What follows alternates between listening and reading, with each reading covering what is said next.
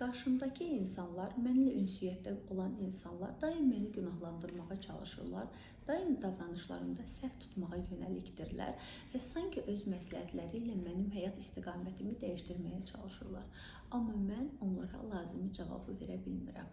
Dedin mənə, nə etməlisən? Məsələ burasındadır ki, hər birimiz fərd şəxsiyyətik, individuumuq və özümüzə aid ola biləcək bir dəsti xəttimiz var. Amma həmən insanlarla siz bunu ünsiyyət zəminində izah etməyə çalışsanız belə yorulacaqsınız. Ən yaxşı cavab budur. Bəli, mən sənin təyin etdiyin kimiyəm. Bunu necə təyin edə bildin? Deyib və oradan uzaqlaşırsınız. Ya özünüzlə məşğul olursunuz, ya da düşüncələrinizlə məşğul olursunuz.